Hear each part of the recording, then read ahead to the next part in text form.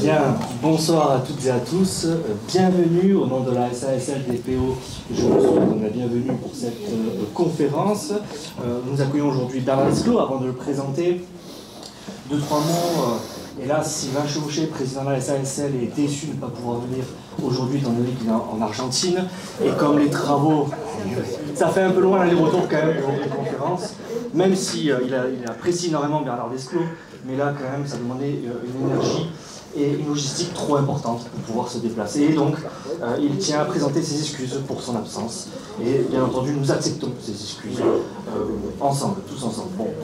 D'autant plus que Sylvain a travaillé, il a publié d'ailleurs un ouvrage sur la Casa Sancho, donc ce sujet-là l'intéressait doublement, mais ce soir, la manière dont l'intervenant va présenter, Bernard, je vais le présenter juste après, est un peu différente. Alors d'abord, disons un mot sur Bernard Desclot, et non pas Bernard Sancho.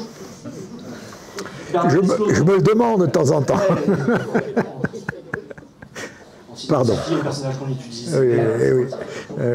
On devient les personnages parfois qu'on étudie. Non, et donc Bernard Desclot est doctorant à l'université de Perpignan sous la direction de Claude Dangean, si ma mémoire est bonne. Et il a travaillé depuis 2017, depuis 2015 même, sur Bernard Sancho. La mémoire, devant. Il a publié donc un mémoire en 2017, enfin publié... 2019, donc il a soutenu un mémoire de master sur la trajectoire individuelle de Bernard Sancho, et il continue donc en thèse, il continue son travail, puisqu'il y a quand même énormément de données à traiter, et il n'a pas pu terminer donc ce qu'il a voulu réaliser. Mais ce qui est assez intéressant, c'est qu'il ne travaille pas lui sur donc la maison en elle-même, la maison Sancho, mais plutôt sur sa trajectoire. Alors pourquoi travailler sur une trajectoire individuelle? Eh bien, ça fait référence en fait à une historiographie, à une méthode des historiens qui est apparue dans les années 80. Il faut savoir qu'en fait dans les années 80, les historiens, on est dans le temps du libéralisme en fait, et les historiens se sont intéressés à l'individu. Est-ce que l'individu, est-ce que les historiens prennent en considération, prennent au sérieux les individus? Bernard Le Petit, un article très connu. Est-ce que les historiens prennent au sérieux les individus? Est-ce que les individus ont une capacité d'action? Est-ce qu'ils ont conscience? Est-ce que les individus ont conscience des actions qu'ils réalisent au quotidien? Ou alors est-ce que c'est finalement la société qui induise leurs actions? Toujours pareil en fait, c'est cet aller-retour entre est-ce que la société influence nos actions ou sommes-nous nous-mêmes autonomes dans nos actions en fait? Et c'est toute cette question qu'on essaie en fait d'étudier à travers des trajectoires individuelles, et en fait on photographie des périodes, des actions réalisées par donc, des acteurs, des individus, et on essaie de voir en fonction des actions qu'ils réalisent, du contexte dans lequel ils ont vécu, dans lequel ils ont émergé, si ces actions, si les choses qu'ils ont pu faire ont été de leur propre vouloir, de leur bon vouloir, ou alors si ça a été du coup qu'on appelle ça, des mouvements d'ensemble de la société à un moment donné. Bon. Donc depuis les années 80, avec par exemple Carlo Gisborg qui a travaillé sur un meunier du Frioul au nord de l'Italie, on s'intéresse de plus en plus aux individus. Alors que dans les années 60-80, on s'intéressait beaucoup plus aux masses. C'était vraiment l'essor de l'histoire quantitative. On ne s'intéressait pas à l'individu, mais on s'intéressait aux masses, aux fluctuations. Là aussi, il y a un changement de paradigme et un changement peut-être aussi de politique au sein de l'université, mais je ne rentrerai pas dans les détails. Bon, voilà. Et donc, Bernard Desclot est justement un héritier de cette manière de percevoir d'étudier, de faire cette histoire. Eh bien, c'est la trajectoire, d'étudier l'individu. Et donc, nous allons voir aujourd'hui un individu qui est haut en couleur, puisque c'est un individu qui a une trajectoire individuelle ascendante, qui s'est beaucoup enrichie. Et justement, Bernard Desclot, avec ses petites mains et sa vigueur et encore toute son énergie, est allé aux archives pour essayer d'aller retrouver des traces de cet individu, de retracer sa trajectoire individuelle et d'essayer de voir de quelle manière, en fonction des actions ou des choses qu'il a pu faire, ce Bernard Sancho, ça se raccroche à quelque chose ou pas. Est-ce qu'il était, du coup, comme les autres tisserands à cette époque-là? Est-ce qu'il se marie, c'est comme tout le monde, c'est-à-dire il faisait un bon mariage ou pas? Bon, voilà, toutes ces questions que l'on peut se poser dans une trajectoire ascendante pour le XVIe siècle, et puis en plus pour un siècle qui est trop peu étudié encore à Perpignan et qui mériterait encore des études. Et bien justement, merci Bernard, pour le travail que tu es en train de réaliser. Et donc je te laisse la parole, parce que déjà ça fait beaucoup trop longtemps que je parle. J'ai vous entendu. Donc je les laisse, et je vous remercie de votre attention. Bravo. Ah oui. Merci Orient. Avant tout, je vous souhaite à tous une bonne année. L'environnement ne s'y prête pas toujours, mais enfin, je vous souhaite, je vous adresse mes meilleurs vœux.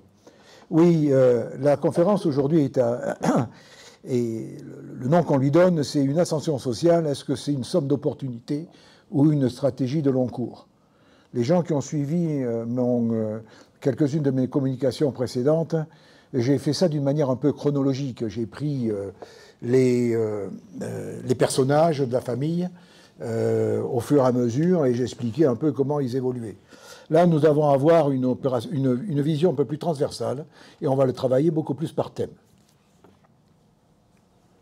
Alors, je vais dire véritablement, pour se mettre vraiment dans la, je dirais dans la peau de ce que je vais signaler, ou je vais donner, je vais lire ma présentation. Je crois que, en même temps que vous pouvez la lire sur ici.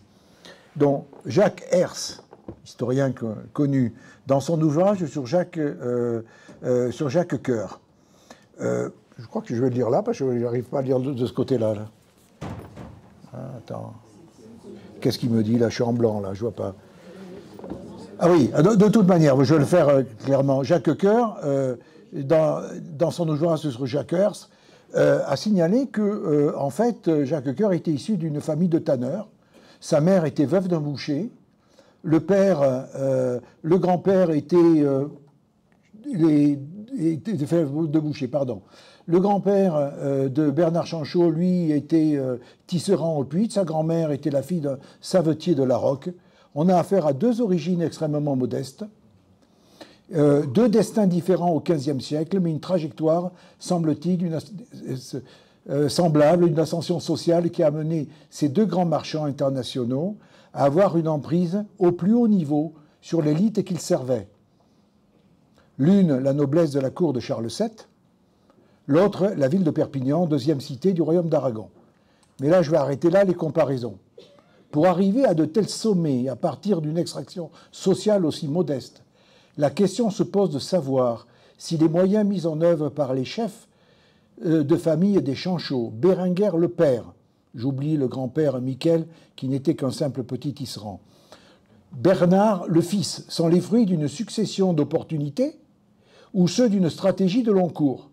Les mariages, le rôle de la fratrie, la constitution des réseaux d'influence, l'emprise sur la société et l'économie des tisserands et des drapiers, celle sur la paroisse Saint-Jacques, la plus industrieuse de Perpignan, avec la protection de son église et de son hospice, l'accumulation des richesses grâce aux expéditions marchandes au Levant, la construction de l'hôtel fastueux au centre du quartier noble de Perpignan, enfin, fermiers des métiers de bouche de Perpignan et de la Leude de Collioure constituent les éléments majeurs des moyens mis en œuvre. Ajoutons à l'apogée de cette ascension l'entrée des Chanchot dans l'une des plus hautes familles, aristocrates du Roussillon, les de Loupia, procureurs royaux, par le biais de mariages et de facilités financières. Nous avons là une somme de leviers que les opportunités ont permises, mais au service d'une véritable stratégie de conquête du pouvoir. Vous avez le cadre là de ce que je vais développer. Les sources. C'est important de parler des sources quand on fait de pareils travaux. Les registres notariaux dans la série E aux ADPO, aux archives départementales des Pyrénées-Orientales, avec trois grands notaires. Le registre de Francesc Pichnou en 1629, très rapidement au XVIIe siècle, on a un certain nombre d'archivistes qui sont généralement des notaires, qui reprennent les archives des différentes maisons et en donnent un cadre et généralement en font un résumé. Et là, nous avons retrouvé une mine absolument importante, car ce registre de Francesc Pichnou, en fait, c'est véritablement un livre de mémoire de la famille Chanchot. Donc, il y a là 35 notaires, je vous laisse le lire au passage.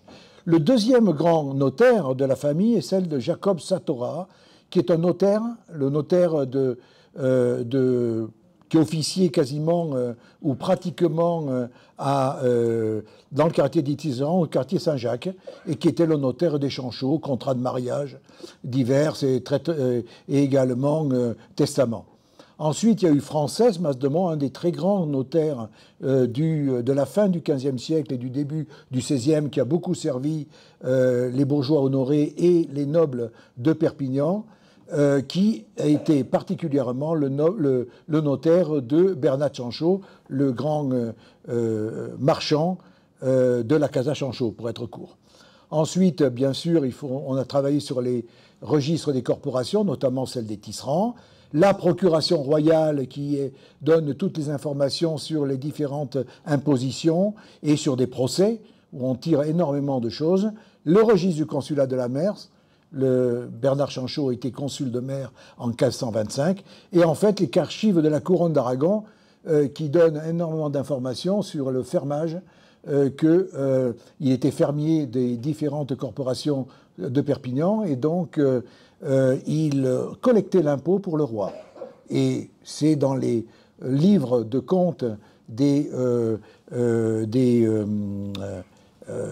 procureurs royaux qui sont consignés à Barcelone aux archives de la couronne d'Aragon que nous les avons trouvés. Juste un tout petit peu comment dit-on, de l'iceberg, du bout de l'iceberg de la bibliographie étudiée. Je parlerai de la noblesse catalane de Lazerme, c'est évident, l'Historia des Lupia, les biographies rossillonnaises de Capelle, mais juste pour information, pour mémoire. Également un grand médiéviste sur tout ce qui concerne le transport maritime et le commerce maritime, c'est Damien Coulon de l'unité de Strasbourg. Mais c'est vraiment une petite part.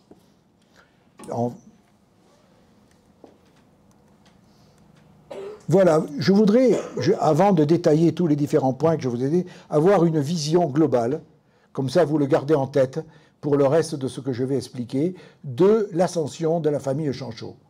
Elle débute par une maison familiale place de l'Olly.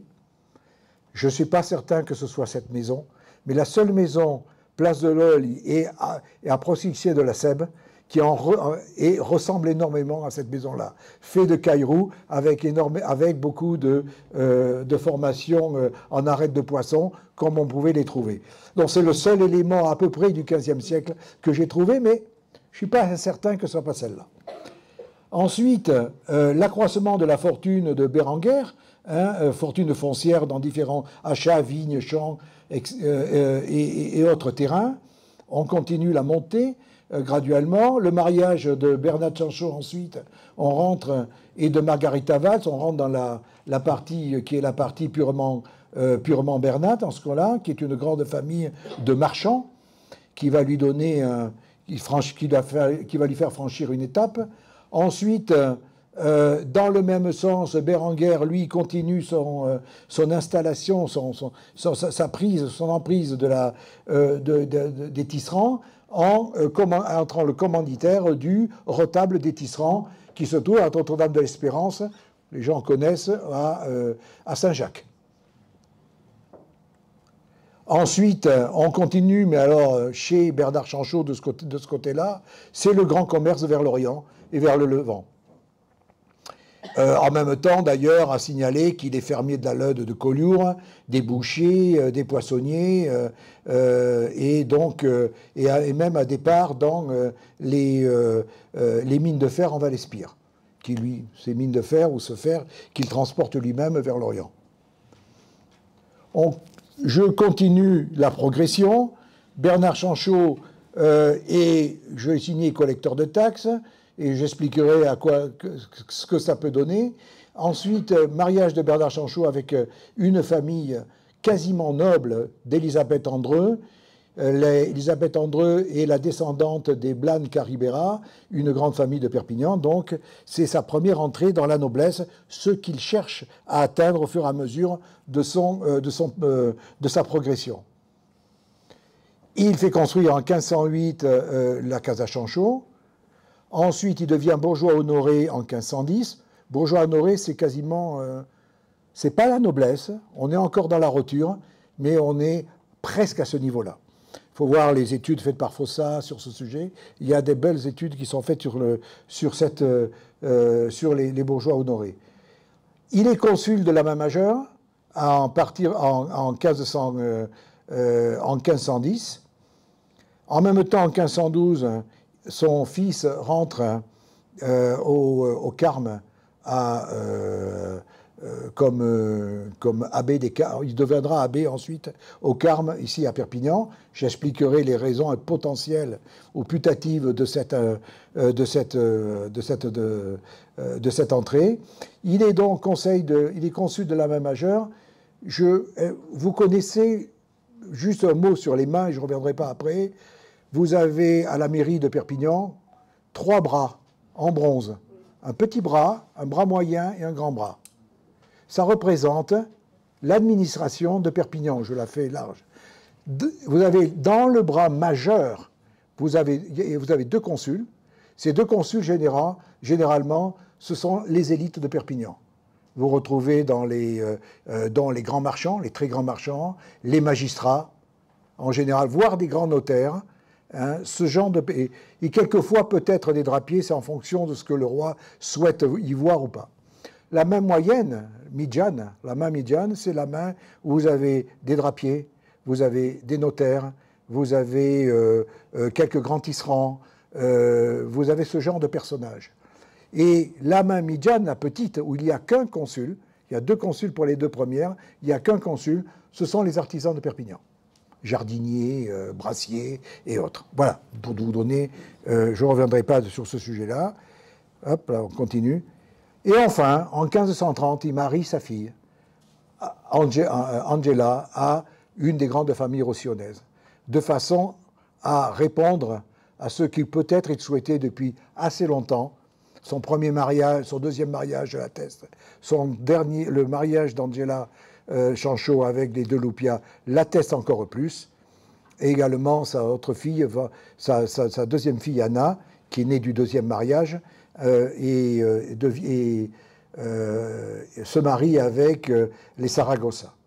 Donc, rappelez-vous cette progression d'un tisserand passant au marchand, de marchand passant à un bourgeois, et on va voir comment ces différentes étapes, comment elles ont été facilitées. Quels sont les leviers qui ont été mis en place pour y arriver. Voilà, les leviers que je vais étudier devant vous sont les alliances matrimoniales, d'une part, le rôle de la famille, de la fratrie, garante de l'émancipation du chef de famille, les réseaux professionnels et d'influence, le textile, les marchands, la magistrature, l'accumulation des richesses par le commerce maritime, par le fermage, c'est-à-dire l'encaissement de l'impôt, et la rente. Avec la petite erreur, la rente, elle n'est pas internationale, je suis désolé, mais petite erreur de frappe. Et enfin, l'occupation de l'espace en matière de territoire. Je parlais beaucoup de Saint-Jacques, ensuite de la partie noble de Perpignan, donc c'est cette emprise sur ces territoires-là est également politique. D'entrée, pour également... Comme je vous ai présenté le développement de cette famille, mettez-vous également dans la tête un tout petit peu, ou dans l'idée, en tout cas, de ce que représente également l'arbre généalogique de la famille Chanchot. J'oublie Miquel, Bérenguer Chanchot, c'est à la fois un tisserand et un marchand, qui en première noce épouse Antonella, dont on n'a pas d'informations précises dessus, si ce n'est que le testament ou le contrat de mariage le signale. Il a 2 enfants, Bernard Chanchot qui sera son héritier et Raphaëlla Chanchot qui sera sa fille. En deuxième noce, il épouse Margarida Mas, une fille de pareur. Vous voyez, on passe du tisserand au pareur. Le pareur est beaucoup plus riche que le tisserand. Le tisserand ne fait que tisser, mais il y a à peu près 15 types de métiers jusqu'à arriver au pareur. Donc, il épouse déjà une famille de pareurs dont il a 2 filles. Ce qu'il faut noter à ce moment-là, déjà, c'est que vous êtes avec Bérengère Chanchot, le réseau reste un réseau de tisserands et un réseau voire de pareurs. Il ne va pas au-delà. On le verra tout à l'heure de notre manière. Et en fait, également, pour permettre à Bernard Chanchot de continuer sa progression, si vous voulez, son itinéraire, vous voyez qu'il devient marchand, mais que le restant de la famille reste tisserand. Sa sœur, Raphaëlla, épouse un tisserand. Mais on reviendra dessus pour voir quelle est la position que représentent les tisserands dans la famille et dans la progression de la famille. Parce qu'il faut savoir également que dans les réseaux, les réseaux ne s'excluent pas quand on change de classe, ils ne font que s'ajouter. Parce qu'ils peuvent être une aide évidente, un support évident au développement de la famille. Ça, c'est pour Bernard. Ensuite, pour Berenguer. Bernard Chanchot, par contre, marchand, bourgeois et honoré en 1510, première épouse. N'oublions pas qu'il est tisserand au départ, très peu, 1 ou 2 ans, avec son père. Il devient marchand assez rapidement quand son père, autour des années 1472-1473, quitte véritablement la confrérie des tisserands, et il épouse Margarida Weiss, qui est déjà Bernard Chanchot, qui est déjà la descendante de riches marchands qui s'appellent les Weiss et les Sunier, dont on retrouve beaucoup de traces dans les archives. Il a de ce premier mariage un fils qui s'appelle François Chanchot, c'est celui qui rentrera dans les Carmes. Juste pour information, donc signaler les origines de Margarida, qui sont quand même origines des riches marchands à la fois de Perpignan et à la fois de la Bisbal. Élisabeth Chanchot, deuxième mariage, en 1503 avec Élisabeth Andreu. Élisabeth Andreu, par contre, signalé ici, c'est la petite fille de Johanna Blan Caribera, qui épouse un très grand magistrat, on disait Doctor en tots drets, en Catalogne, à Perpignan notamment, mais également en Catalogne. Donc c'est un très grand magistrat de Perpignan, la famille Andreu. Fils Johann Andreu, qui épouse une certaine Aliénor N. Il s'avère que dans les documents que l'on décrypte, on voit Aliénor N, on ne sait pas comment elle s'appelle.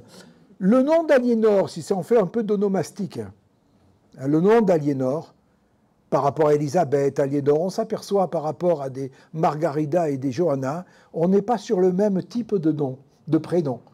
Donc on s'aperçoit qu'avec Aliénor, elle n'est pas d'Aquitaine, celle-là, elle est simplement de la région de Perpignan, mais on s'aperçoit, ou de Perpignan, mais on s'aperçoit qu'elle est à un certain niveau. Donc, quand j'ai vu que dans les documents, il y avait Aliénor N, le mot d'Aliénor, je l'ai conservé en me disant je ne dois pas trop me tromper dans le type d'épouse qu'il prend. Elle a donc une fille, Élisabeth Andreu, l'héritière, qui épouse donc Bernard Chanchot. Ils ont deux filles, Angela Chanchot et Anna, et c'est Angela Chanchot qui devient l'héritière de la famille. Elle épouse Française de Loupia, noble procureur royal, et également toute la famille après épousera des nobles. Donc on voit très bien que la famille, elle est passée au début du XVIe siècle, elle est passée d'une classe sociale à une autre classe. Et c'est ce qu'on va voir de la manière dont les choses sont faites.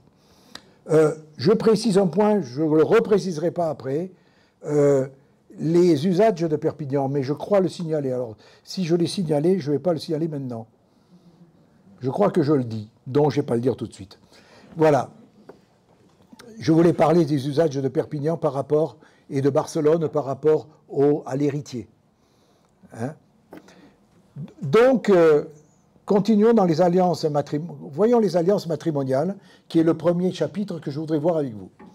Jusqu'au deuxième mariage de Berenguer Chanchot vers 1470, avec Margarida Mas, fille d'une famille de pareurs liés au drapier Xarsa, Michel le père et Béranger lui-même vivaient au Puig, dans une maison louée 25 sous par an. Bonne une idée de la valeur de la location d'une maison à l'époque. Hein?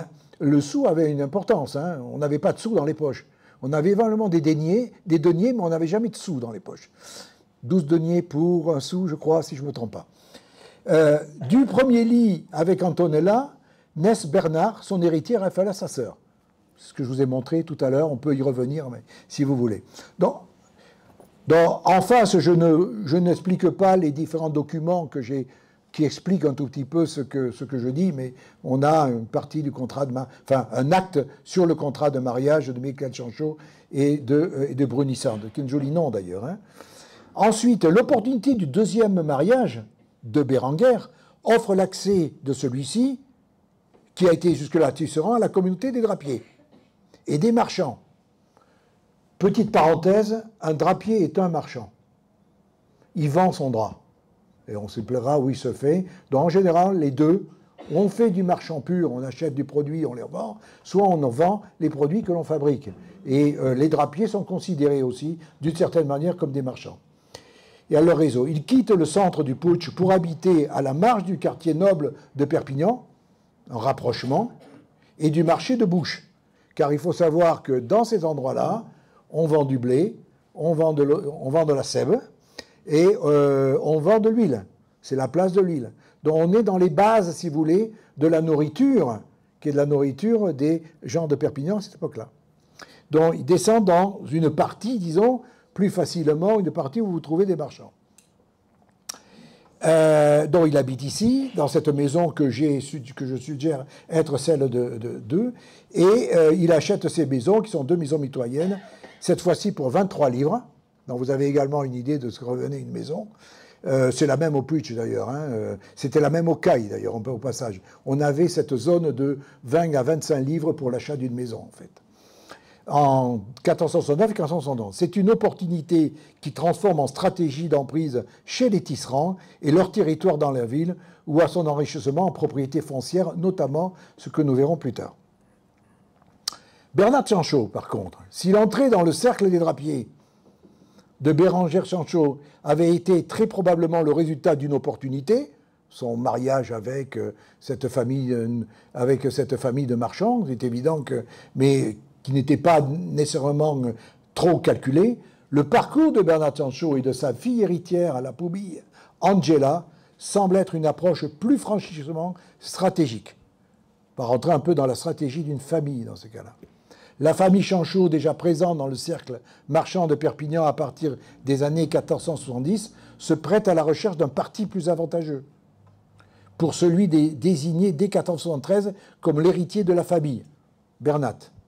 C'est ce qui se conclut en 1476 par le mariage de Bernat avec Margarida Valls, héritière d'une riche famille de marchands rossillonnais et d'Empurdan. La corbeille de mariage contient 6000 livres de la famille Sugnet et 1000 livres de la famille Chanchot. C'est une somme énorme à l'époque. Et ce n'est pas la seule que vous verrez plus tard. Mais celle-là, déjà, de conséquence, est très importante. Ça donne des possibilités, soit des achats de terrain, ou ça fait des possibilités, surtout, comment dire, il ne fait pas des prêts, c'est pas un banquier, mais de notamment jouer dans la rente, et de notamment, ce qui sera très important ensuite, d'être collecteur d'impôts. Parce qu'il faut avancer l'argent au roi, il est préférable d'avoir de l'argent disponible pour l'avancer le roi avant de se faire payer par les confréries et par les individus. Faisant fructifier cet apport dans l'activité marchande d'armateur, de fermage et de la rente, Bernard Chanchot, à la mort de Margarida, franchit une étape supérieure en s'alliant à la famille Andreu. Je vous en ai parlé tout à l'heure, tout de suite, juste avant. Grand magistrat de Perpignan et de souche noble, assorti d'une dot, cette fois-ci, on ne parle pas de 10 000 livres, on parle de 1000 florins. On est dans une étape supérieure en matière de richesse. Une entrée encore timide dans la noblesse, mais une porte ouverte vers les institutions politiques de Perpignan. Dernier pas à franchir dans les alliances matrimoniales, celui d'une entrée de plein pied dans la noblesse, celle des de Lupia, non pour lui-même, mais pour une de ses filles, et même la deuxième d'ailleurs, mais Angela surtout, désignée héritière de la maison Chanchot, à la succession de sa mère Élisabeth, et ceci au détriment de la perte de son patronyme.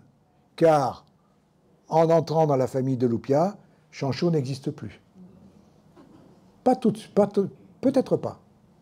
Parce qu'on va s'apercevoir que la longue liste des procureurs royaux qui vont s'appeler d'abord Francesc, Louis et Johan, vont tous s'appeler non pas de Lupia seul, ils vont mettre chaque fois le nom de Sancho devant. Ça va être Francesc Sancho de Lupia, dans les textes, hein, ça va être ensuite Louis Sancho de Lupia, etc. Donc on s'aperçoit de l'imprégnation de cette famille, non pas dans la ville, mais également dans les familles auxquelles ils sont associés. Peut-être parlerai-je là de la poubille ou de l'héritière. Il faut savoir, et je pense que j'ai perdu son nom, mais je vais le retrouver rapidement. Luc Martinaghi, vous connaissez Luc Martinaghi, ça vous dit quelque chose? A fait un excellent petit livre hein, sur la case, le cap de case Ilereo. Ce qui veut dire que dans les usages perpignanais, comme dans les usages de Barcelone, ce n'est pas l'héritier mâle qui est concerné spécialement, c'est celui qui représentera le plus la famille. La case, dans la famille catalane, c'est l'élément le plus important. Donc on ira choisir celui que l'on veut, un cousin, un neveu ou une fille. C'est simplement le petit... c'est pour ça qu'elle se retrouve être là. Maintenant, il faut savoir pourquoi l'héritier mâle n'est plus héritier mâle. Mais on va en discuter, on va le voir tout de suite. C'est ce que je vous expliquais, donc, que j'introduisais le rôle de la famille dans ce rôle-là, dans le rôle de la famille et de la fratrie, qui est le deuxième élément important des points que je voulais souligner. Après donc, le point précédent, c'est le rôle de la famille et de la fratrie qui sont garantes de l'émancipation de l'héritier désigné. Alors, je ne voudrais pas revenir sur les usages de Barcelone, c'est ce que je viens de vous signaler à l'instant. À partir de ça, quand il est désigné, il faut savoir que tous les membres de la famille font en sorte de garantir son émancipation et son ascension. C'est une approche à la fois relevant de la stratégie et de la tradition. Mais vous allez voir que quand Bernat est choisi comme héritier, sa sœur ne va pas choisir un bon parti. Elle va rester dans le parti des tisserands. Elle aurait pu, mais elle ne le fait pas. Donc on donne la priorité au chef de famille. Dans le cercle familial, ses membres reconnaissent à la suite de la nomination par le chef de famille la prééminence de l'héritier ou de l'héréo. Nomination de Bernat Sancho comme héritier dans le testament de son père Berenguer en 1473, le même testament proclame que son frère Johan ne recevra aucun legs, mais il se rattrapera, parce qu'il sera conseiller de la main majeure des tisserands. Donc il ne lui a pas donné d'argent, mais il lui donne quasiment, il aide à avoir un titre, ou un marchepied en tout cas. Johan ne recevra aucun legs. Il est même précisé qu'en cas de mort de Bernat, Raphaëlla, sa sœur, deviendra l'héritière. Non, pas le frère, on reste sur la descendance directe. C'est une double affirmation pour moi, celle de la nomination de l'héritier et la négation d'un possible concurrent, Berenguer étant relativement jeune au moment du premier testament, sa mort intervenant en 1493. Et là, nous sommes en 1473, dont il a vécu 20 ans de plus. Mais il se garantissait quand même au cas où les choses tourneraient mal pour lui. Reconnaissance, alors deuxième point également du rôle de la famille, la reconnaissance à sa belle-mère Margarida, et deuxième épouse de Berenguer, deuxième épouse de Bernat comme son propre fils. Elle le considère comme son propre fils, primogéniteur, dans son testament de 1475. C'est-à-dire, il n'est pas son fils, mais elle le reconnaît comme son fils. Donc c'est un élément de plus qui montre comment elle se dédie en quelque sorte à son beau-fils. Dans son testament 482, Raffaella fait un legs de seulement 5 livres à son frère Bernat. Quand on pense à ce qu'il va gagner, c'est un don symbolique de reconnaissance à l'héritier de la maison. Elle assure par ailleurs l'ancrage de la famille dans le cercle des tisserands. Vous avez vu qu'elle reste dans ce cercle-là. En épousant Guillaume Miquel, Tisserand, membre de la main majeure de la confrérie, ainsi que son fils Anthony. Donc on crée là une véritable aristocratie des tisserands.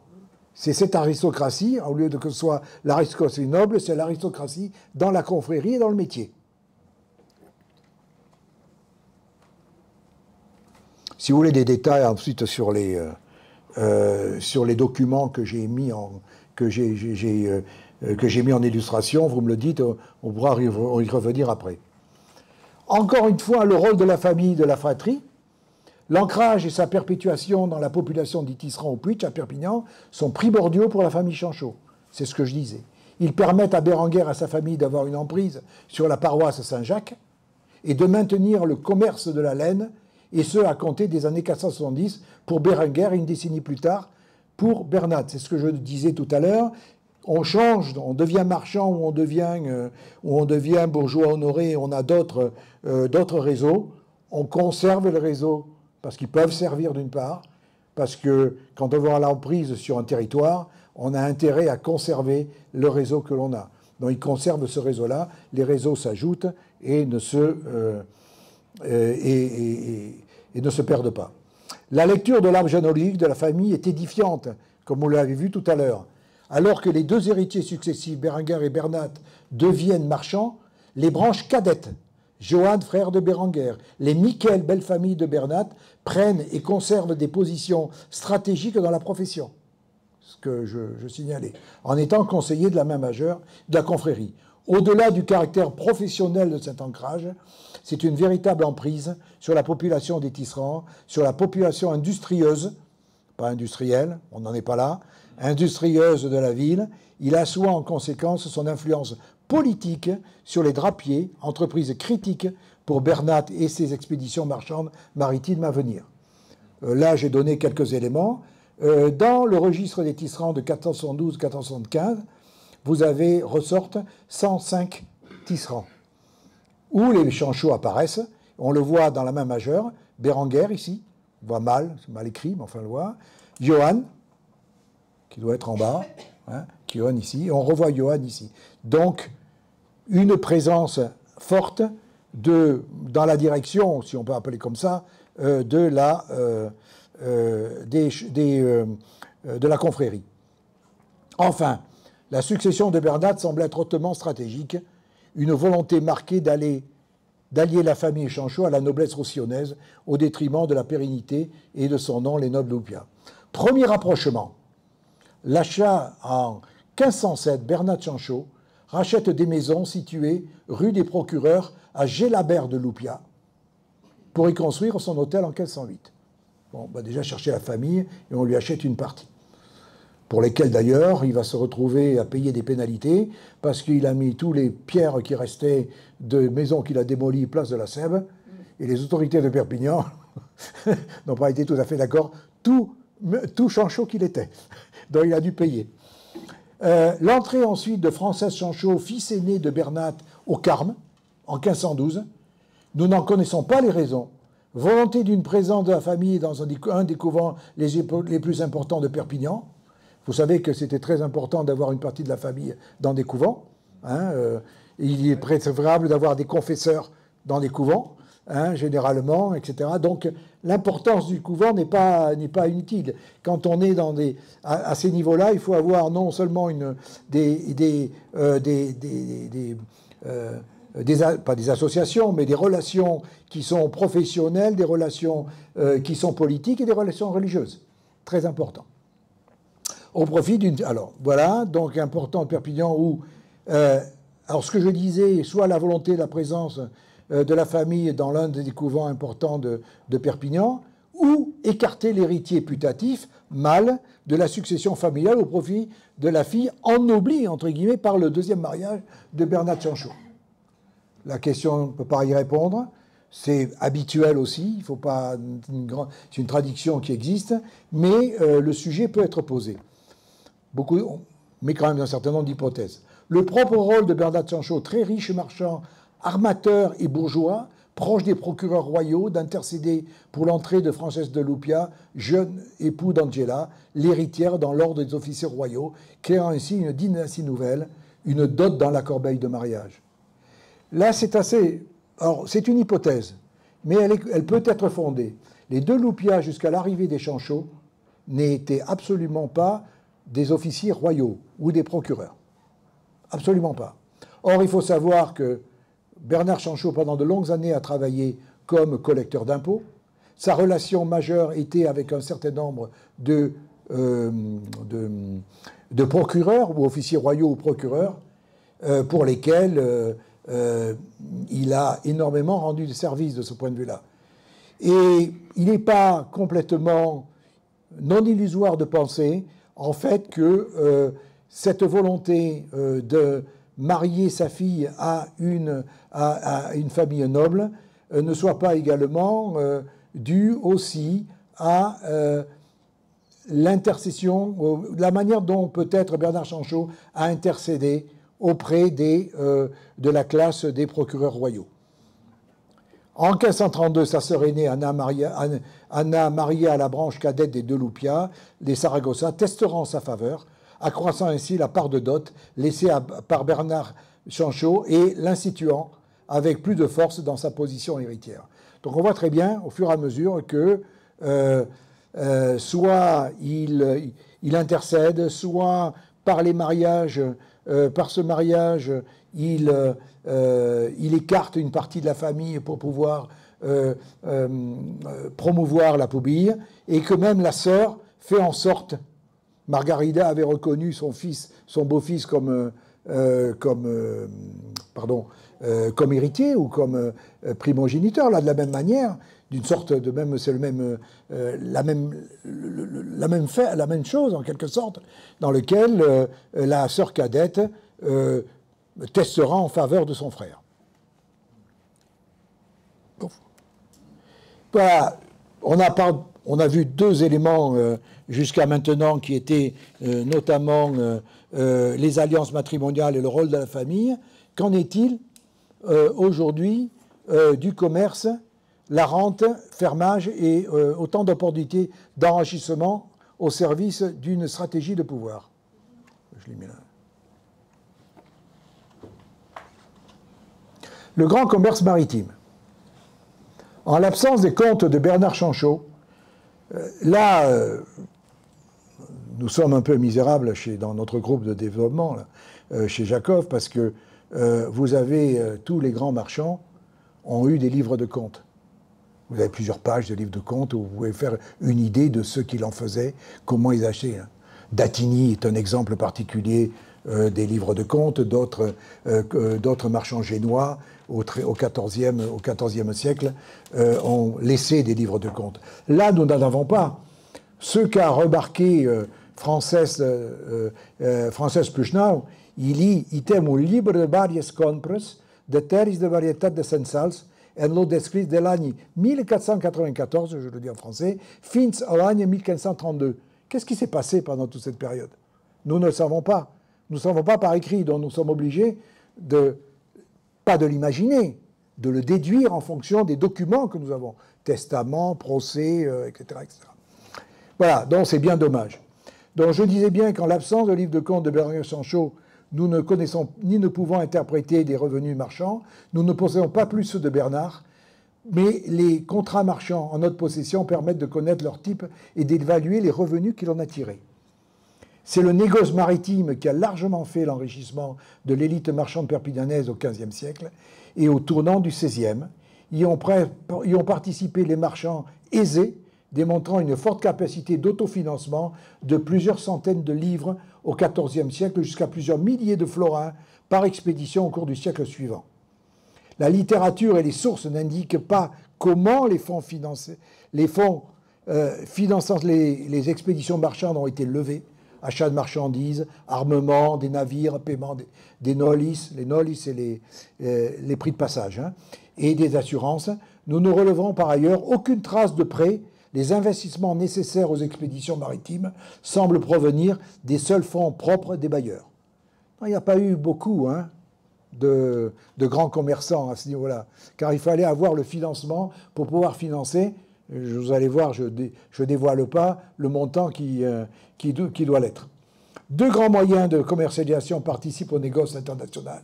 La compagnie type italienne et la Comenda, qui est la simple association de marchands sous forme de contrat entre associés uniques par expédition. Alors voilà ce que c'en est, je vais rapidement. Une compagnie italienne, que ce soit même les Médicis dans la branche commerciale, que ce soit les Datini notamment, c'est une société mère filiale qui a plusieurs sociétés filiales, dirigées dans des différents pays, dirigées par des fattori. Mais ce sont des gens de la famille. Les filiales sont indépendantes les unes des autres, mais responsables les unes envers les autres. Et elles étaient exclusivement associées à la maison mère. En fait, c'est une véritable holding qui s'est créée à cette époque-là. Alors, je passe sur les compagnies, vous les lisez. Et également, les compagnies italiennes opéraient de façon transversale. Je m'explique, une économie transversale aujourd'hui, c'est que vous fabriquez, vous développez, vous fabriquez, vous commercialisez, vous transportez et vous commercialisez au travers de votre réseau, pas la vente à un client spécifique, à différents clients spécifiques, de votre propre réseau, c'est-à-dire des fattories. On est dans une intégration totale. On suit le produit de A jusqu'à Z. Dans la Comenda ou Societas Maris, qui est celle que le monde ibérique utilisait, et notamment en Catalogne, c'est une association de marchands pour une expédition et une destination unique. Et très curieusement, ils l'ont appelé compagnie. Mais c'est des commandes. Les associés étaient répartis en deux catégories. Les investisseurs, qui étaient sédentaires, qui ne bougeaient pas de Perpignan, qui financent les achats de marchandises et les dépenses de transport. Et les autres, qui étaient des marchands navigants, embarqués, responsables du voyage et de la vente des marchandises à destination. Et également sur le retour, à différents endroits où ils pouvaient s'arrêter pour les vendre. Chose intéressante à dire quand même pour aujourd'hui, parce que ça sonne dans l'actualité, les actuels apporteurs de capitaux qui supportaient le risque étaient rémunérés à hauteur de 3/4 des bénéfices. Bon, ils supportaient les pertes aussi, quand le bateau coulait, c'était à leur propre détriment. Les marchands embarqués recevaient le quart du bénéfice de l'opération.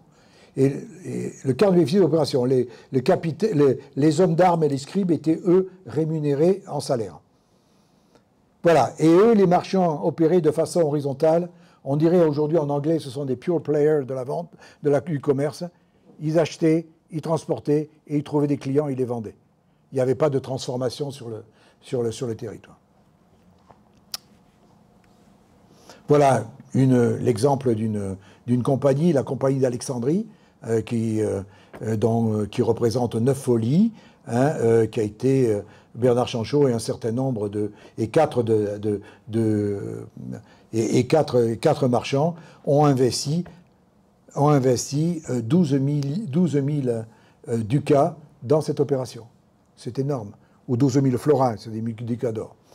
Voilà. Alors, pour la forme, pour montrer, lui, il investissait 4 000 plus le bateau qu'il mettait à disposition, parce qu'il était aussi armateur, et son autre acolyte financier donnait les 4 000 ducats restants. Une autre compagnie, la compagnie du Valspir, je pense Valspir, où John Pinkart, le même qui était dans l'autre compagnie, également avait fait une commande de 3 000 ducats. Bon, voilà le genre de transport qui se faisait. Pour information, voilà à quoi comment on peut représenter un transport, une expédition maritime. La compagnie d'Alexandrie dont nous parlions est partie de Palamos, chargée de vin, de toile, de draps, de miel, d'eau de vie, de mélisse, de fruits secs, de fer, même de corail. Autant vous dire que ça a été pendant 300 ans le même type de transport qui se faisait au Levant. Damien Coulon, qui a étudié le XIVe siècle, relevait exactement le même type de marchandises. Elles étaétaient donc livrées à Alexandrie, et sur le retour, avec un arrêt à Palerme pour Palerme et la Sicile appartenant à la couronne d'Aragon, où il était marqué dans le contrat, on s'arrête à Palerme pour réparer, ou toutes les réparations qu'on va faire sur le bateau, et ensuite revenez sur Marseille, sur l'Athès, qui est le port de Montpellier, dans lequel, tout ça c'était des comptoirs plus ou moins, qui étaient des comptoirs catalans, sur lesquels ils pouvaient revendre la marchandise. Au passage d'ailleurs, autant d'Attigny avait ses propres fattories installées à différents endroits, nous les Catalans, nous n'avions pas cela. Et comment travaillions-nous? On travaillait au travers des différents consulats de mer qui se trouvaient dans différents endroits. Il y en avait presque 200 autour de la Méditerranée. C'était Barcelone, c'était une ville dans la ville, où il y avait des notaires catalans, où il y avait la monnaie, qui était des ducats ou des florins de Barcelone, où il y avait d'autres monnaies, bien sûr, où il y avait également des hommes de loi, des magistrats, où il y avait des fondouks. Les fondouks, ce sont des entrepôts, où étaient entreposées la marchandise. C'était quand même une ville dans la ville, en quelque sorte. Ça, c'était les consulats de mer, qui étaient auparavant négociés avec les Mamelouks, par exemple, à Alexandrie. Pour information concernant les gains qui pouvaient se faire et qui a été utilisé, Bernard Chanchot, avec son bateau ou d'autres bateaux, il avait un bateau à la fois, a fait à peu près 5 voyages qui sont authentifiés. Le voyage aller-retour, c'était 1 an et demi. S'il fallait s'arrêter à différents endroits, disons 1 an. Donc, on a supposé qu'il avait fait à peu près une quinzaine de voyages, une 15 à 20 voyages des années de 1500 à 1530 à peu près, hein, pour se donner une idée. Et l'affaire en question, celle dont on parle là, elle a rapporté, une fois tout payé, et que les produits de retour ont été vendus, une opération nette de 4500 ducats pour le voyage. C'est absolument considérable. Voilà le genre. On parlait de 6000 florins auparavant, on parlait d'un montant plutôt en livres auparavant. C'est ce type de montant qui était négocié, qui était réalisé, une fois qu'avait été payé un peu tout le monde dans l'opération, hein, bien sûr. Voilà. Deuxième élément, on va arriver au fur et à mesure vers la fin. Le deuxième élément important, c'est le fermage ou la collecte de l'impôt. Je ne vais pas vous dire exactement, le temps nous est compté, comment cela se faisait. Un fermier est collecteur d'impôts pour le roi. Il négocie le montant que le roi souhaite avoir entre l'administration et lui-même en tant que, quand on dit fermier, c'est-à-dire un collecteur d'impôts, bien sûr. On a compris. Qui était donc négocié entre-temps sur les bases des années précédentes. Hein, il n'y a pas de pourcentage, de pourcentage de gain là-dedans. Hein, ça ne se faisait pas de cette manière-là. Mais comme il devait avancer l'argent, collecter l'argent, avoir des collecteurs, enfin des gens qui collectaient l'argent, différents frais, globalement, ou bien souvent, il prenait un multiplicateur au-delà de 10. Vous retrouvez ça dans Guy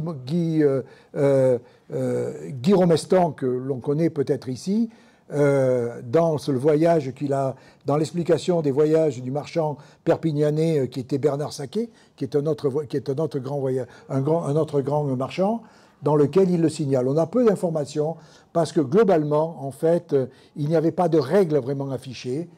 S'il y avait une négociation de gré à gré entre l'administration et le fermier sur les années précédentes, et l'administration réclamait tant, par exemple, par rapport à ce qu'il réclamait auparavant.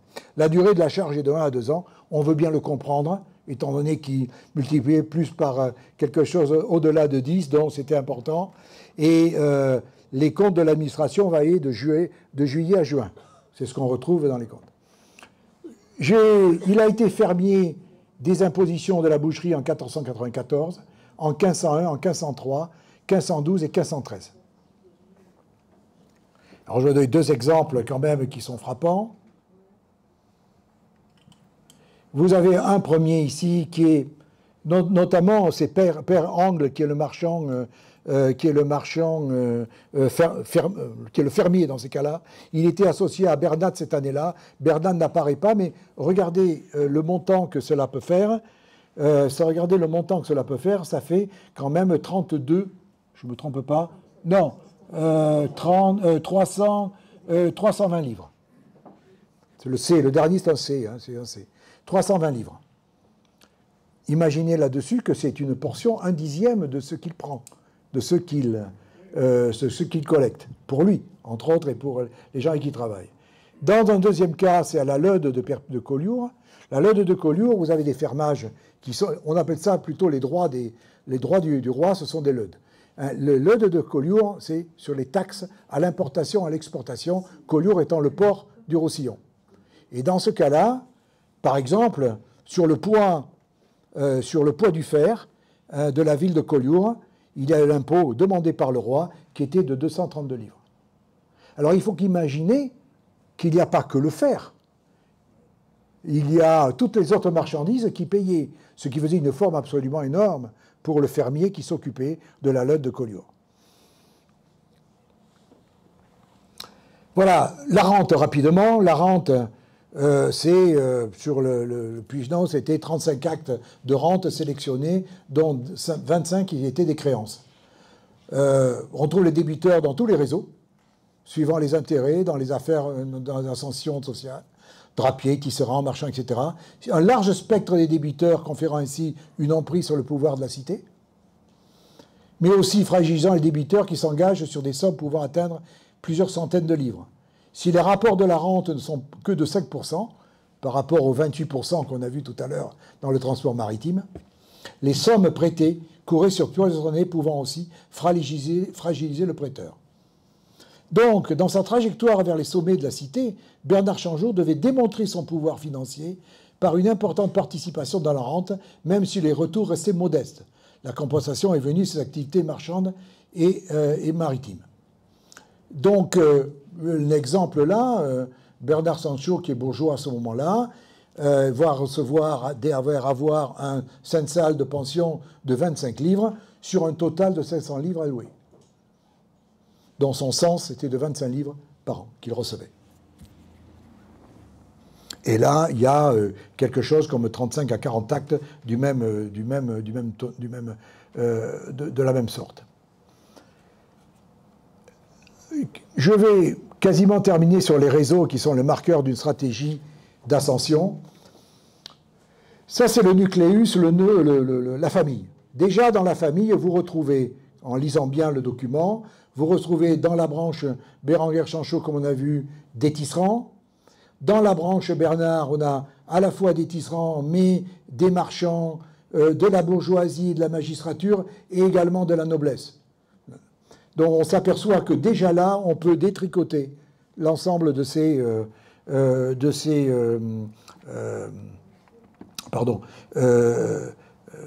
réseaux.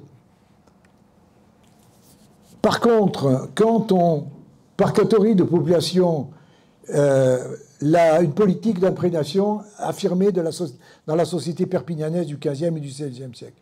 Si on regarde tous les contacts qu'il a eus dans les réseaux, on s'aperçoit, dans tout ce qui a été noté et tous les documents qu'on a pu transcrire, on s'aperçoit que Bérenguer-Chanchot, on reste dans les tisserands. Je ne parle pas des notaires, bien sûr qu'au fur et à mesure qu'on passe de plus en plus de contrats, on a plus de notaires. Il y en a 17 chez Bérenguer, mais 31 chez Bernat, quasiment le double.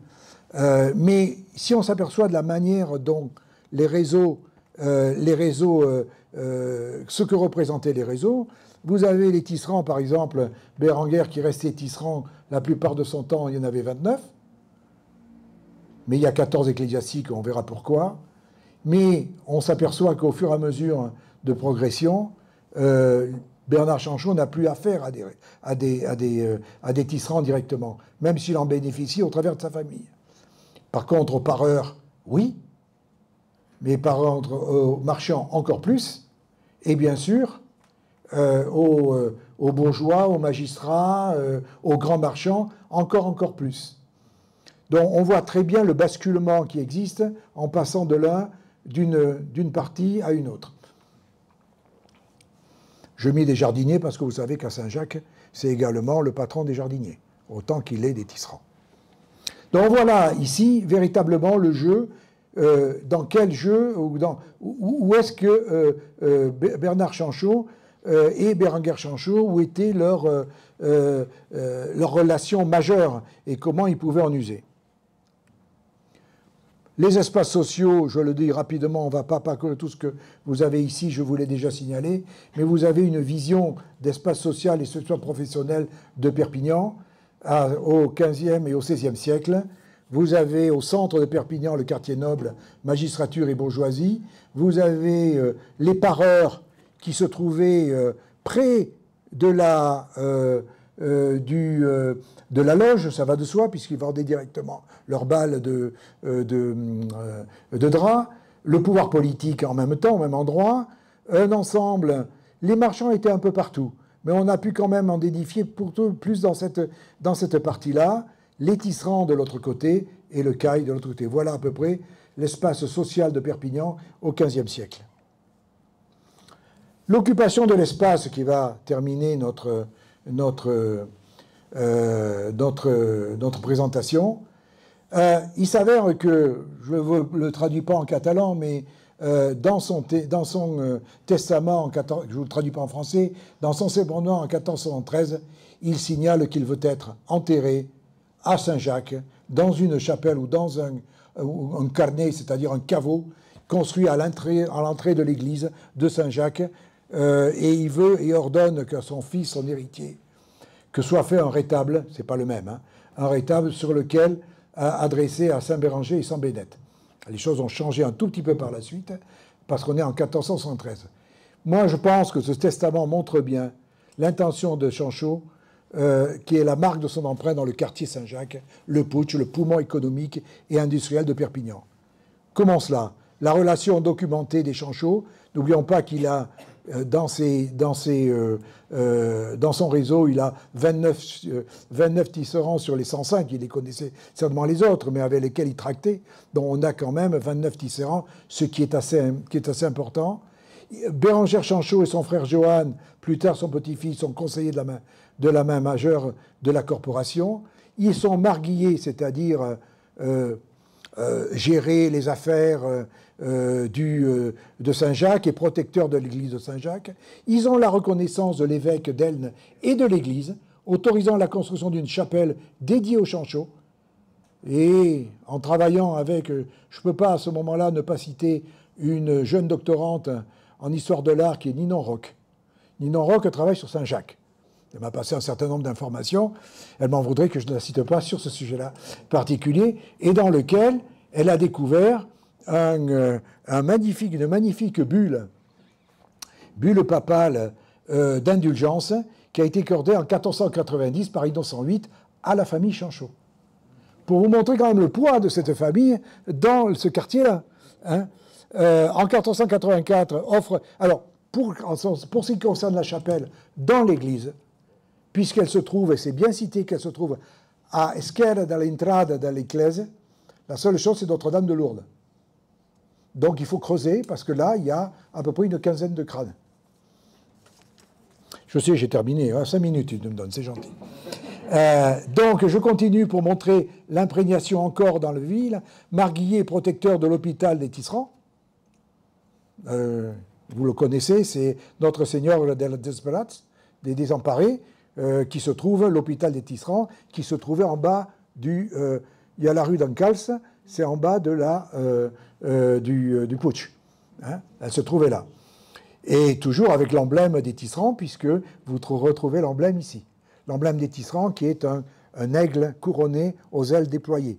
Et vous le trouvez également dans le retable des Tisserands en 1484, vous le trouvez au d'angle en haut, en général. Hein. Ça montre bien tout cela. On voyait qu'il y avait 14 ecclésiastiques, ce n'était pas pour rien, d'une certaine manière, dans son réseau. Hein, ça montre bien l'imprégnation, enfin, la manière dont ils ont prise, l'emprise qu'ils ont eue sur le quartier Saint-Jacques, quasiment essentiellement en ce qui concerne Bérengère.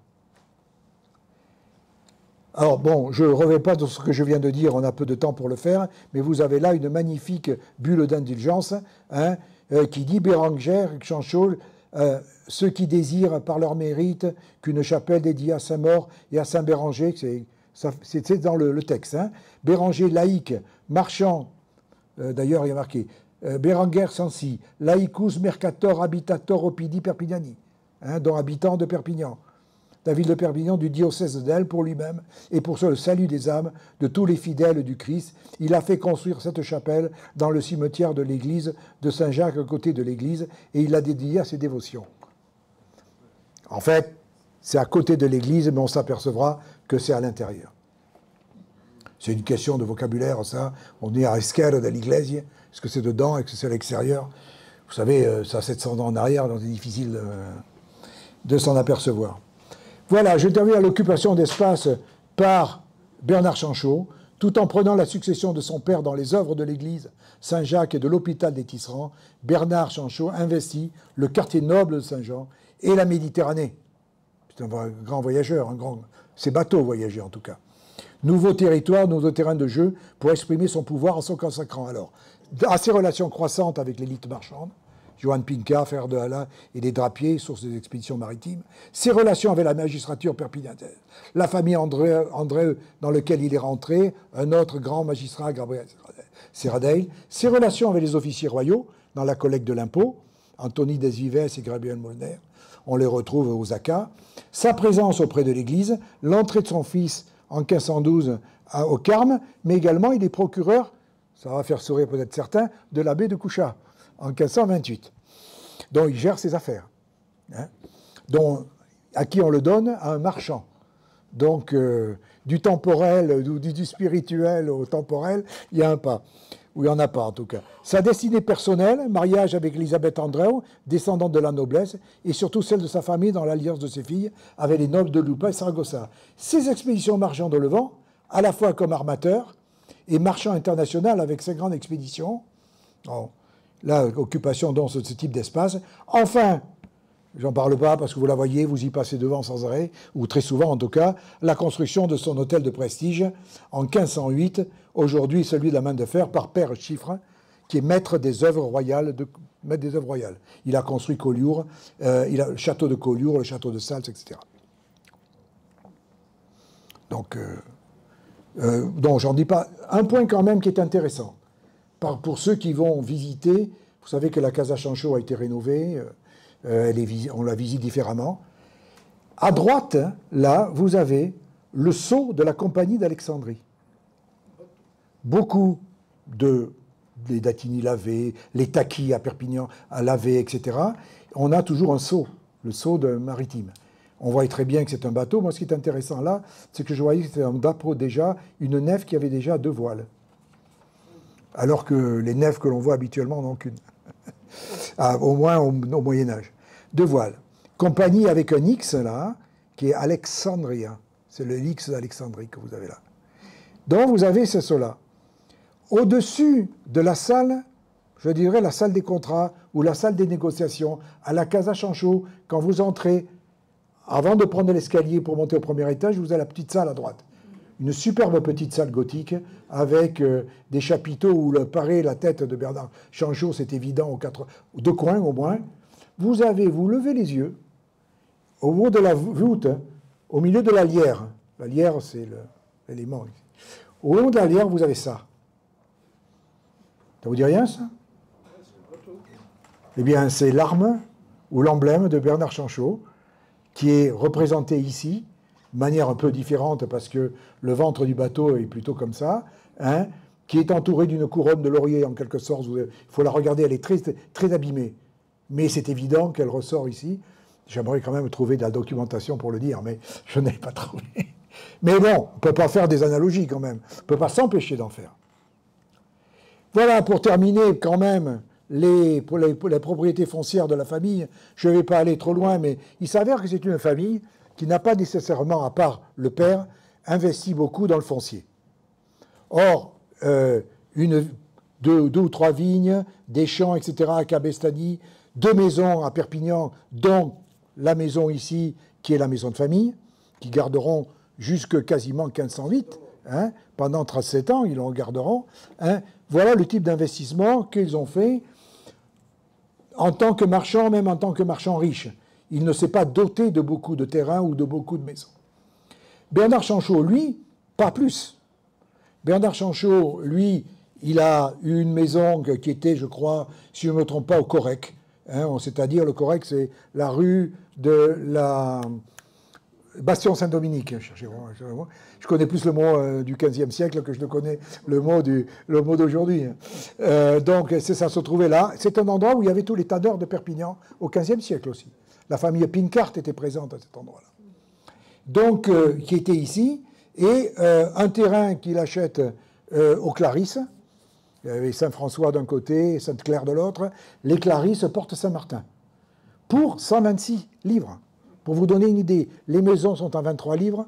Vous avez toute une idée de gamme de prix que je vous ai donné. 23 livres ou 25 livres pour une maison, des 126 pour un terrain, je ne sais pas la taille également, mais vous avez le fermage à des montants absolument extravagants, vous avez des transports maritimes ou également très importants, vous avez une gamme de produits qui peut vous donner également, qui peut être un signe où on peut écrire un peu la société au travers de ça, d'une certaine manière. J'ai fini. Hein je vois. Voilà. Et bien sûr la Casa Chanchot.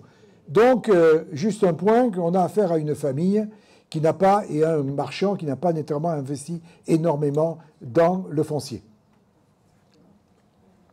Donc, il n'était pas très rentier. C'était pas un rentier. Chanchot était, je passe là-dessus. Attendez, hop, je garde la dernière pour moi tout à l'heure. Mais je passe très rapidement. Bernard Chanchot, alors que tous ses contemporains, grands marchands, à partir du moment où ils sont devenus riches, ont décidé d'investir dans la rente et d'investir dans le foncier, lui, pas. Il a continué, même extrêmement riche, à risquer son argent dans ce qui fait un peu sa spécificité, de continuer à risquer son argent dans des expéditions maritimes.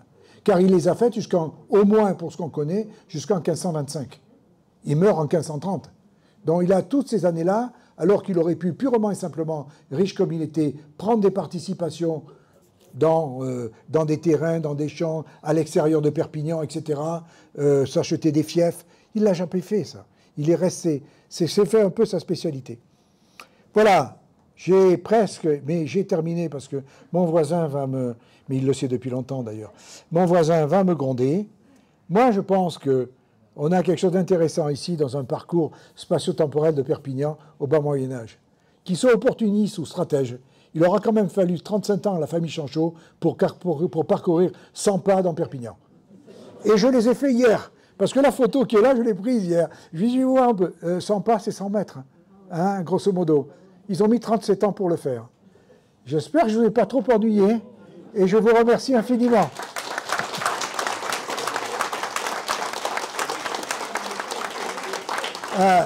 Si vous avez 2 ou 3 questions, quand même, allez-y. Hein. Il ne va pas me gronder. Oui, bien sûr, je vais laisser la parole au public.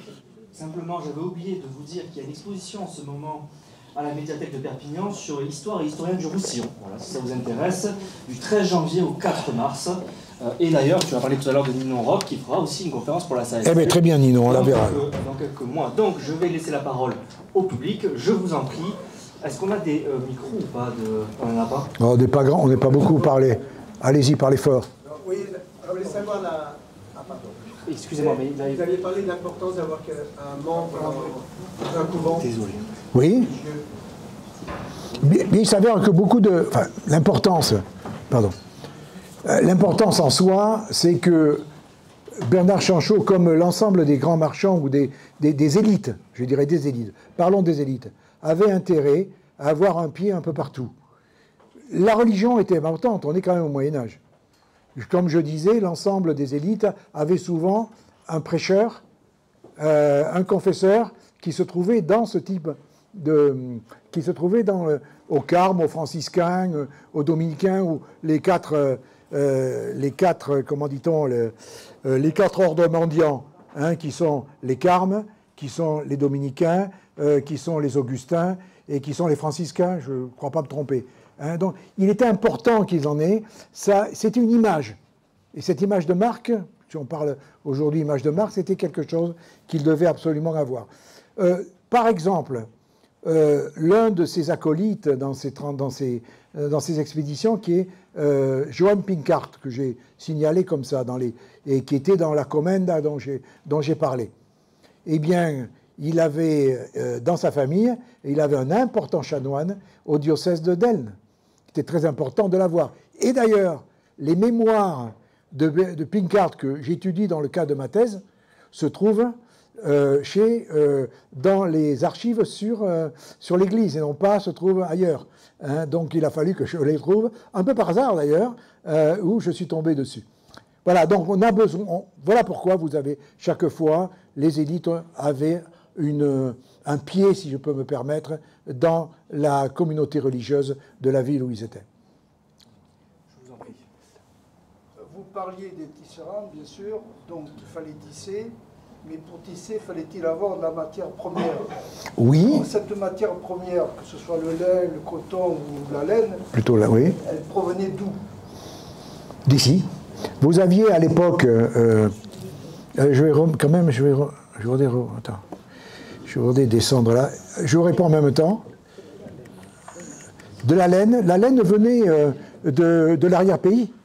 Hein, il y avait une très forte production d'ovins qui se trouvait autour de Perpignan, ailleurs, dans le Conflent, etc. Donc il venait essentiellement de là. Pareil pour le lin et pareil... Le lin, j'ai moins d'informations. Le lin vient du nord en général, du nord de l'Europe.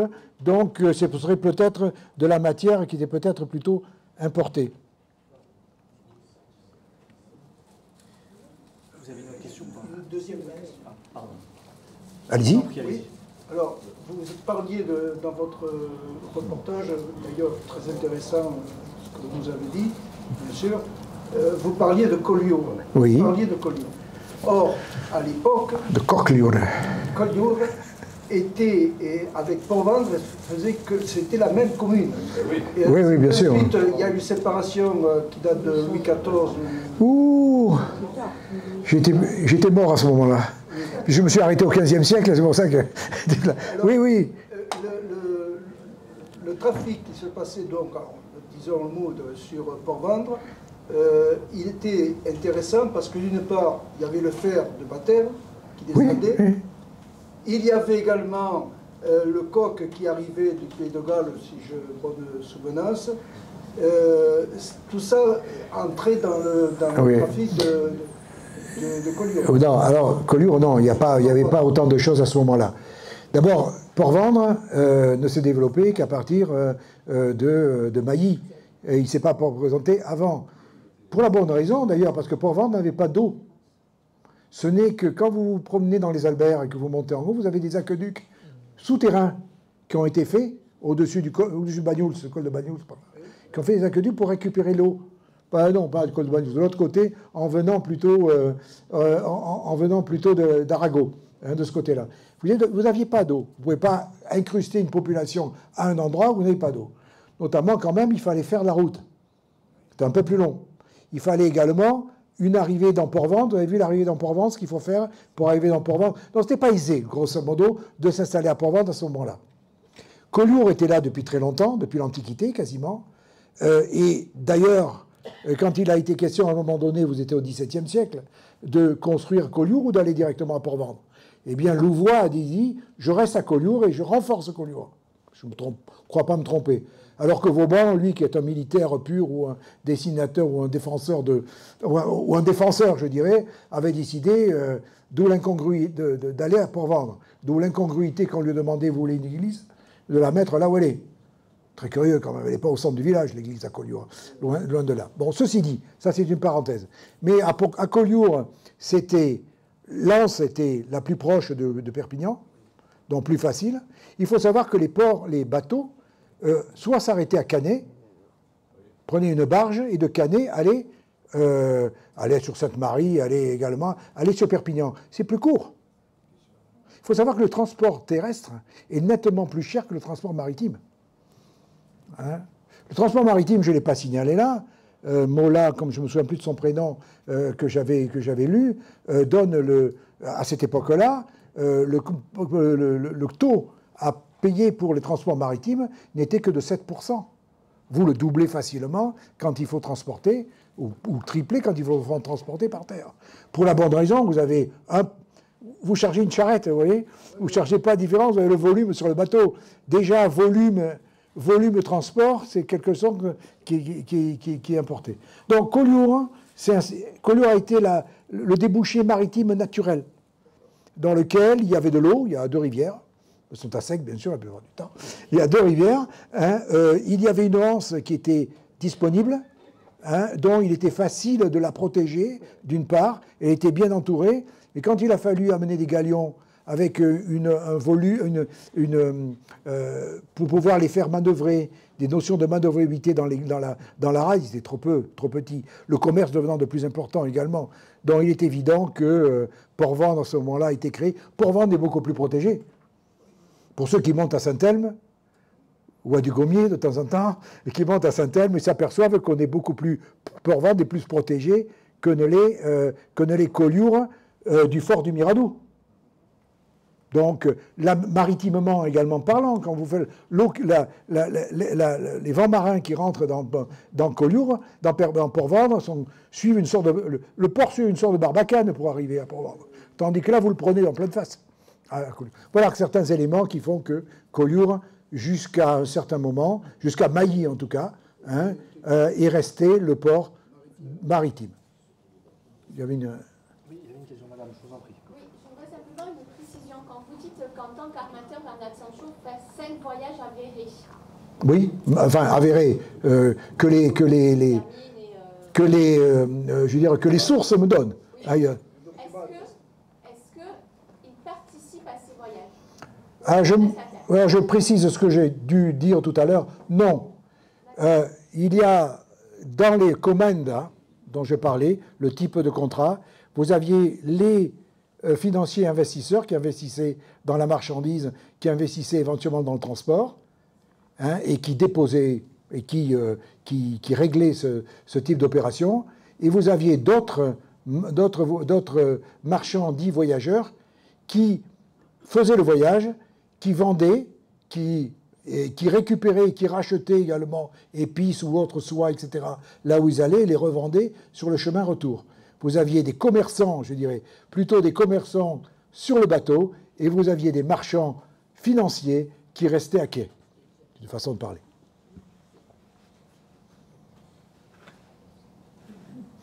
Je voulais juste dire un petit point également. J'entends souvent dire de Bernard Sancho que c'était un banquier, un richissime banquier qui prêtait de l'argent.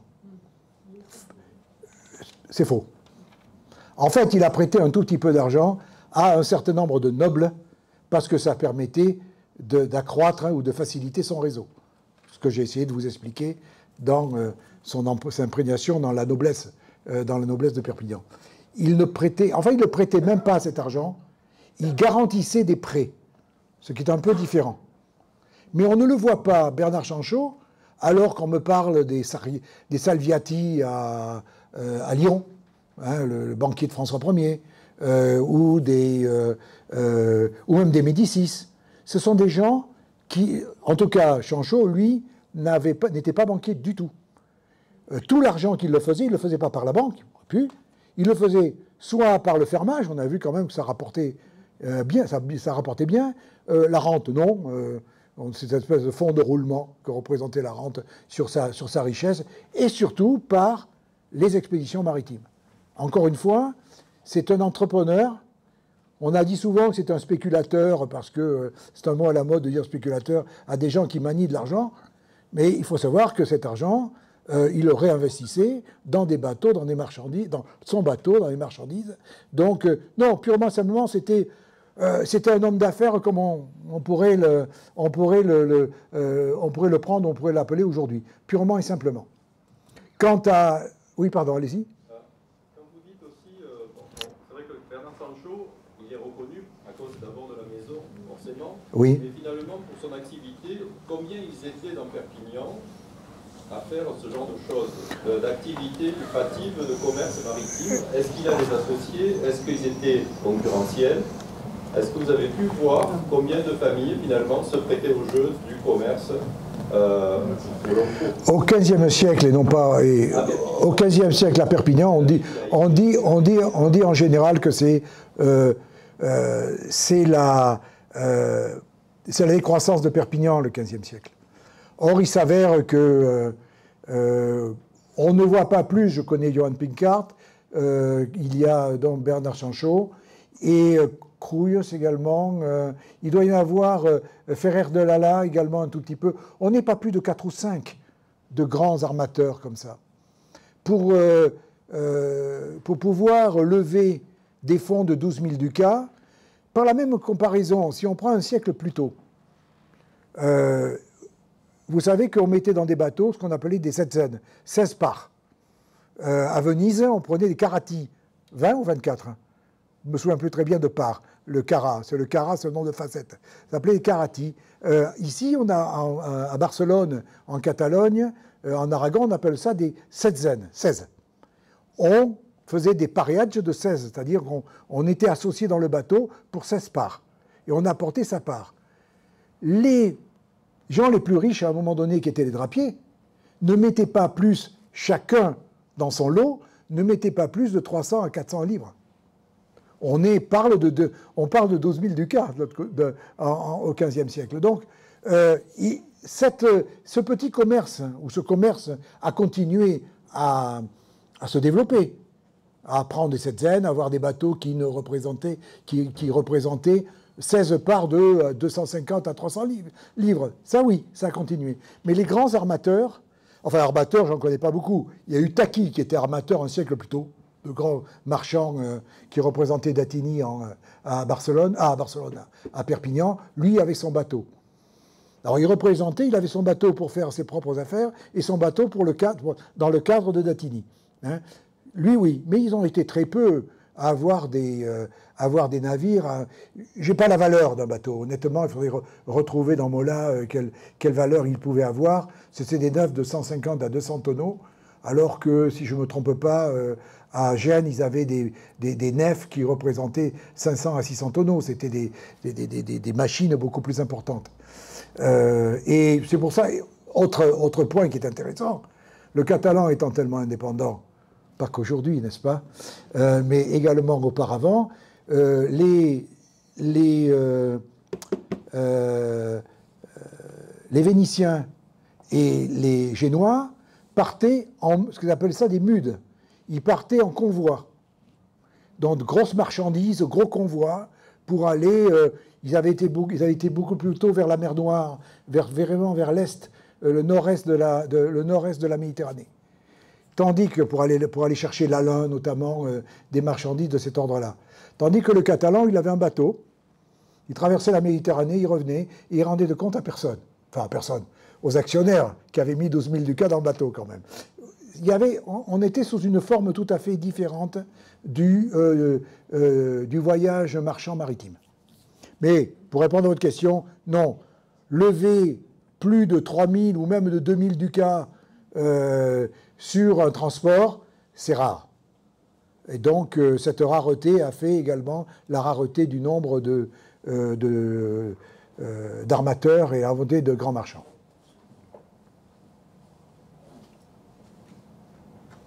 Quelle était la population de Perpignan à l'époque? On dit entre 8 000 et 10 000 personnes. 10 000 personnes. Donc, 10% de communauté juive, juste pour information. Et c'était la deuxième ville derrière Barcelone. 10, 12 000, enfin au XVe siècle peut-être un peu plus. J'ai des références beaucoup plus fin 14e, début 15e. 15e, 16e et peut-être un peu plus. Voilà. Est-ce qu'il y a d'autres questions? Comme il est 7h, je pense qu'on va devoir s'arrêter là. Merci beaucoup Bernard pour cette conférence passionnante. Merci à vous.